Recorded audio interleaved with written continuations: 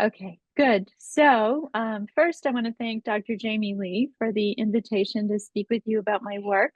As some of you may know, I hold a postdoctoral MLIS and archival studies graduate certificate from this school, now college. And I went to library school as a result of being denied access to an archival collection in, if you can believe it, a state-funded archive because as an English PhD, I didn't have the credentials that the archivist required. So not only was I outraged as a taxpayer, but I thought a library degree would make me a better scholar and teacher. And I think it has. I hope it has. The archivist in question has long since retired, but I'm frequently grateful to have an MLIS as a calling card and bona fide when I approach an archive with a research question. It helps to talk the talk. More than once, I've also found myself bartering processing skills for access to an unprocessed collection, and that is a joy and a privilege. And so my talk today is from Work in Progress that re-examines a capsule of visual history and what it tells us about American constructions of normative domesticity 70 years ago. It's a wholly archives-based project and topically adjacent to work I did during the pandemic on what movies were shown at Los Alamos during the Manhattan Project. The history alone is shocking. Not 10 years after Hiroshima and Nagasaki, the US began a series of above ground, so called atmospheric, nuclear tests less than 70 miles from Las Vegas.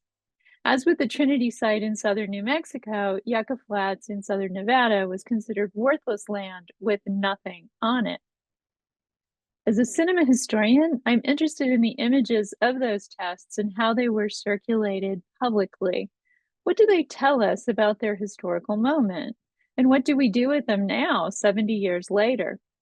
My focus today is not on the mushroom cloud images and footage a la Atomic Cafe, but on the staged domestic scenes that served as intermediaries, ambassadors, and also avatars and simulacra between the nuclear industrial complex and civilians who were paying for it more than they knew. It all started with this image. The colorization is truly masterful, appealing, but also a bit queasy making, while the scene captured is unsettling. Is it a movie set? Yes. Is it a publicity stunt? Yes. Is it a crime scene? In a word, yes. This image of mid-century mannequins in shattered domestic settings captured my attention. My early work was on violence and domesticity in 19th century American fiction. There's that English degree again. And the collision of those apparent opposites tends to signal moments of cultural fracture or decision, as was the case in the years leading to the US Civil War. Clearly, the return to the home of women after World War II pairs with intensive reification of domesticity in the post-war period, as US popular mythology encouraged homeownership, new families, and the rebuilding of the domestic economy in the worlds of work and home. In this context, these images capture a moment in which representations of domesticity become a vehicle for palliating civilian populations who are effectively under attack by their own government. So there are two parts to this presentation. I'm going to walk you through my archival process and then share a bit of my emerging thinking about what these images mean. So the project in progress began with that single photograph in a museum installation in Albuquerque and has grown into an investigation of a series of images of model homes and mannequins staged as normal American families and positioned to measure the effects of the blast and radiation on US domestic life in the early days of post-war above ground testing outside Las Vegas. It spans, as Farzana said, photo history, government documents, newspapers, declassified Atomic Energy Commission and Department of Defense reports, and the J.C. Penney in-house newsletter. Also newspapers.com and the Life magazine archive. So, and there's more. The archives and archivists loomed large in this journey, being essential sources of information and deep wells of patience with my persistent and ever evolving questions. The emerging research questions include: how does the staging and destruction of normative American domestic settings illuminate mid-century attitudes toward family, home, and notions of Americana deemed worth protecting with nuclear weapons? Okay, so first a little background.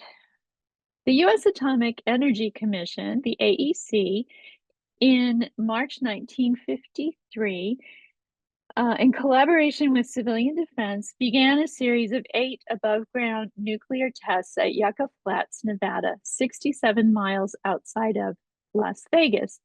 None of this was secret. Throughout the 1950s, these tests became public spectacles, with themed events in Las Vegas, viewing parties on hotel roofs, and follow-up trips to the site. Blast dates previewed in local newspapers so that people in surrounding areas would know when to look for the cloud, variously described as mushroom or the more fairy tale toadstool. The March 1953 blast was meant to test the resilience of the American home under nuclear attack. Henry Luce's Life magazine reported in a photo story that 2 6-room sacrificial houses were placed at 3,500 and 7,500 feet from ground zero. And these were bombs that they dropped from a tower rather than from an airplane. The colonial style 2-story painted clapboard house, as you saw in the opening image montage, in stark contrast to the Nevada desert vernacular, were staged with items straight out of a mid-century department store window.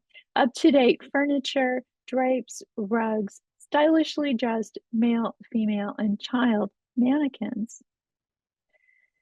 2 years later, a 1955 test yielded more information on building materials, from brick to slump block to aluminum building materials from brick to slump block to aluminum on automobiles, warning, not effective bomb shelters, and on 75 more mannequins. 50 were placed in houses and trailer homes, while the remaining 25 were placed in the open at various distances from the point of explosion, reported Life magazine. The LA Darling Company, a longtime commercial display creator, supplied male and female mannequins crafted in various ages and poses, while the Penney Company again supplied the clothing, and North American Van Lines provided furnishings on government contract. In a meticulous effort at world building worthy of Hollywood production design, these items were staged as typical American neighborhoods and living conditions in order to gauge, quote, the effects of atomic attack on normal surroundings in which Americans work, play, and live, unquote. For both the 1953 Annie test and the 1955 Teapot test, Life magazine was allowed to place lead-shielded cameras, and that's the item on the four-legged stool in the back there. Place lead-shielded cameras at intervals from ground zero as well as inside the structures to record the blast, its effects, and after effects. The resulting before and after images and the ways in which these photographs were deployed locally and nationally presents a family album of nuclear America that evokes a provocative blend of violence and domesticity in normative mid-century America. My journey began with that first image, which was part of an exhibit entitled Nuclear Communities of the Southwest in Albuquerque Museum just about a year ago. I was intrigued and snapped a few photos. A few days later, I was in the palace of the governor's photo archive in Santa Fe working on a completely different project when I mentioned the mannequin images to the photo archivist, Caitlin Carl. She immediately said that they held some of Greg McGregor's images and offered to put me in touch with the artist. That led to a visit a few months later to the home studio of Greg McGregor and Joe Wally, Santa Fe artists, where Greg generously shared his time and work with me, explaining his process for finding and repurposing these images. On a side note, he and I share an interest in images of domestic disruption, as evidenced by his photo work on women of the West, and more particularly a series called Domestic Explosions. The originals of the mannequin shots were held in the archive at Los Alamos National Lab, which sent Greg on CD, remember those? A series of scans of large format black and white images of the interiors and exteriors of these tests. Having just been in Los Alamos the summer before myself and having been unsuccessful at getting information about the on-post movie theaters from that archive, I was really impressed. Greg McGregor began this work before the pandemic, somewhere in the mid 20 teens, and the images I've shared from the Albuquerque Museum exhibit were created in 2019. So I came back to Tucson and began the digital search. Greg's artist statement for the Albuquerque show mentioned mannequins supplied by J.C. Penney, and eventually I found the J.C. Penney Company records in the DeGrollier Library at Southern Methodist University in Dallas. Archivist Joan Gosnell very kindly scanned a number of articles from the company's in-house newsletter, Payday, that detailed Penney's involvement in the testing at Yucca Flat. At the same time, I was searching online for government documents surrounding the 1953 test. Greg McGregor had told me that the images he worked from were from a 1955 test codenamed Teapot. In order to match up images to the exploding house and the staged mannequin shots, I combed the Las Vegas newspapers in 1953 and 1955, and that led to the Life magazine archive and the March 30th, 1953 and May 16th, 1955 issues of that influential photojournalism magazine. And the covers, don't indicate at all what is inside, which are images I'm going to share with you in just a minute of this incredible staging and destruction of mid-century modern domesticity. At the same time, I was looking into US Department of Energy records and filing a FOIA request to discover the names of photographers and filmmakers assigned to the blast tests. It will probably be no surprise to you that my FOIA request is still pending. Now I'm going to shift to a reportage of what I found and some analysis that is shaping my thinking about these distinctive mid-century vignettes of American domesticity and what I can't help but call the nuclear family. The mannequins were of particular interest to journalists, being uncannily posed and photogenic. Photographs of the mannequins being processed for placement in Doom City, sometimes called Survival City, appeared in local newspapers and were picked up by wire services. Penney supplied the clothing, as was widely reported, and darn good product placement. And Penney's scientific and testing lab, who knew, expressed keen interest in developing and testing various textiles and materials for their fallout protection levels. And these tests are eerily coincident with the June 1953 Flammable Fabric Act, which demanded that children's sleepers be treated with a flame retardant agent. This is hard. Tridibromo-propyl phosphate, TDBPP, that was ultimately outlawed in 1977 as a carcinogen, wholly apart from fallout.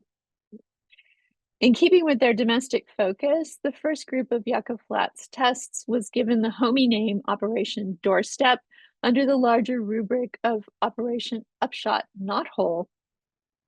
The individual tests had mainstream American female names attached, more those of Mouseketeers, such as the more those of Mouseketeers than the customary NATO-coded Alpha Bravo Charlie Delta nomenclature. In the nuclear neighborhood at Yucca Flats, the tests were coded Annie, Dixie, Nancy, Ruth, and so forth. The St. Patrick's Day blast of 1953, the first aimed at testing the survivability of an American neighborhood, was dubbed Annie.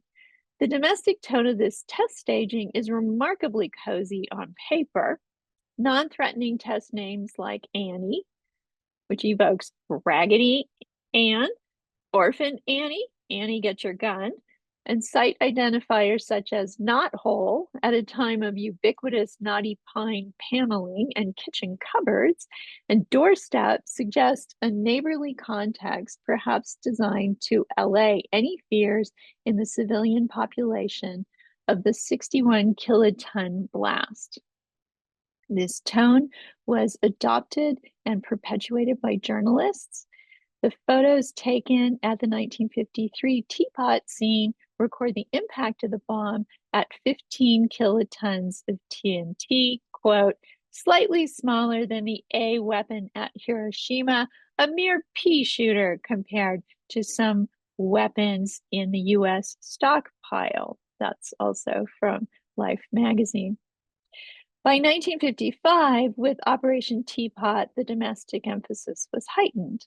Under the aegis of civil defense, Teapot was presented as a full-scale media event with a Potemkin village, perhaps the wrong term for a Cold War endeavor, a Potemkin village of houses staged and populated by mannequins that were photographed before and after the mere 21 kiloton blast. Journalists, dignitaries, and even tourists were allowed to watch the blast from Media Knob, 10 miles from Ground Zero, where radio and television transmitted in real time, creating a collective national media event midway between and comparable to the War of the Worlds broadcast in 1938 or the Apollo moon landing in 1969.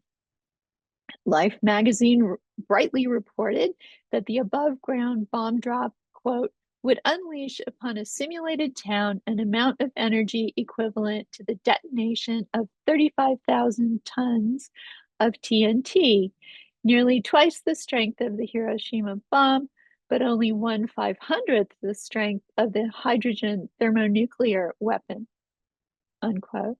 The Life reporter invokes a pastoral context to frame the presentation of the magazine's images taken by lead-shielded robot cameras on color film on a clear day after 9 days of postponements due to bad weather. Still photographers and industrial filmmakers shot before and after footage, moving through each other's frames with purposeful positioning before the age of paparazzi. A civilian defense film crew produced Operation Q, a 15-minute, 16mm Kodachrome film that features a woman, quote-unquote, journalist as a protagonist in dialogue with the nameless, faceless, voice of God narrator who provides data-informed context and answers her questions. Among her comments is, quote, I looked at the mannequins sitting about so indifferently, unquote, and naturally I was very interested in the preparations for testing textiles and synthetic fabrics, unquote, and, quote, as a mother and a housewife, I was curious as to how long it would take for electricity to be restored, unquote. And finally, quote, would food in the average home be safe to eat after a blast? The images invite a kind of fetishism of what my friend Taylor Miller calls domicide, the spectacle of destruction of homes and families. So the Darling family, named not for the dog owners in 101 Dalmatians, but for the mannequin company that produced and product placed them, are presented as objects of schadenfreude, that, not me, feeling of fascination with others' misfortune. Indeed, after the 1953 blast, the mangled mannequins were displayed by the Las Vegas J.C. Penney store uh, and later toured at least the Western US, as there are reports of their display in the Union Square, San Francisco store windows. The display underscored J.C. Penney's patriotic partnership with National Civil Defense and positioned them as a research and development leader in domestic textile production. The contemporary fascination with these avatars or simulacra, or even simple stand-ins, quickly becomes a kind of freak show that has been part of American colonialism from the first contact. Colonizers always want to capture and display their conquests. This is simply a harbinger of what my friend and colleague Mariah Gomez, in her wonderful book, Nuclear Nuevo Mexico, calls the third wave of settler colonialism, nuclear colonialism. While Gomez is laser focused on New Mexico, her definition pertains to the entire Southwest and indeed the greater Intermountain West. Quote, if Spanish colonialism brought Spanish colonizers and US colonialism brought American colonizers, then nuclear colonialism brought nuclear colonizers, scientists, military personnel, atomic bomb testing, and nuclear waste among them, unquote. 21st century compulsive enjoyment of these images, which regularly appear on nostalgic or hipster vintage photo and video sites, appears to be a phenomenon or symptom of postmodernism. The viewer comments on the Operation Q YouTube site, for example, run from testimony of downwinders to gallows humor, with the latter far more common. As a film historian, I know it's fun to make fun of vintage media, but what lies beneath? There's a whole social media clubhouse dedicated to treating those sites and images as kitsch, a term that entered English usage after World War I from the German Weimar era term for gaudy or trash, now more broadly defined by the OED as, quote, art, objects, design, or entertainment having popular appeal but considered to be vulgar, of low quality, or lacking artistic merit, especially due to excessive sentimentality or garishness, unquote. I find the attitude that this work is kitsch a bit facile, and I'll just say it, pretty immoral. It's part of the nuclear colonialist mentality that's oblivious to the government sacrifice of native lands and peoples, of unseen, unprivileged, unvoiced communities of color in the blast perimeter and fallout path of the 210 above ground nuclear weapons tests conducted between Trinity in 1945 and the move to underground testing in 1962. I will say that I find Greg McGregor's work and that of Peter Jackson's colorization and reanimation of vintage media related to World War I find both of those efforts to be thoughtful and caring memorializations rather than construction of kitsch. What I find revealing about how this staging of American domesticity is conceived by the US nuclear industrial complex and civil defense, how it establishes a normative image of mid-century American life and defines the target population whose survival is a priority for the multiple agencies involved. The DoD, Defense Nuclear Agency, Federal Defense Administration, Civil Defense Office of, in this case, Clark County, Nevada. It cannot have escaped you that this nuclear family is white, middle class, and heteronormative. Husband, wife, 3 children, and a teenager or spinster aunt. The pre-blast vignettes draw heavily upon the aesthetic and composition of post-war mail order catalog photography. It's also telling that the domestic stagings mirror the sets seen by millions of television viewers on Friday nights on the adventures of Ozzie and Harriet, a long-running sitcom that aired from October 1952 to June 1953 in its very first season. Thus, the, quote, typical American home, unquote, of that domestic fantasy appears weekly on the same television sets that screen the blast events. The parallels are a bit uncanny. And the target audience is also the target of the tests. What does this tell us about the mindset of the times? Clearly, the white, middle-class, heteronormative family were the desired survivors of an atomic bomb, as some of the houses had basement bomb shelters.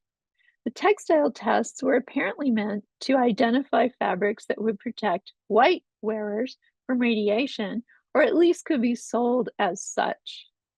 Incidentally, the J.C. Penney lab scientists seem to have been utterly agnostic about the Japanese victims' burns reported by John Hersey in a full issue of the New Yorker magazine in August of 1946 and published in book form as Hiroshima.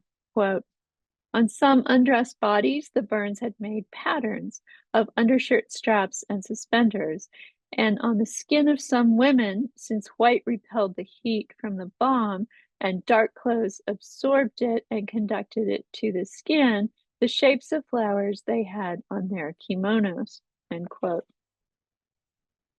What is the embedded message to this population of images that affirm their domestic arrangements and practices and then decimate them for purportedly patriotic and scientific reasons? Were they meant to take comfort because at least their demographic was visible? Was this meant to summon the spirit of sacrifice that won the war? As I said, this is a work in progress, and this is where I am at this point. The next steps are to investigate the phenomenology of the aestheticization of these images. In other words, what does it mean when nuclear documentation becomes art? Following the theorizing by W.J.T. Mitchell in his book Picture Theory about the 1890s work of Lower East Side New York tenement photographer Yucca, I'm interested in Mitchell's proposition that, quote, the photographs may be evidence for the propositions quite at odds with the official uses that Rees wants to put them. The beholder, in turn, is presented with an uncomfortable question. Is the political epistemological power of these images, their shock value, a justification for the violence that accompanies their production? Thank you.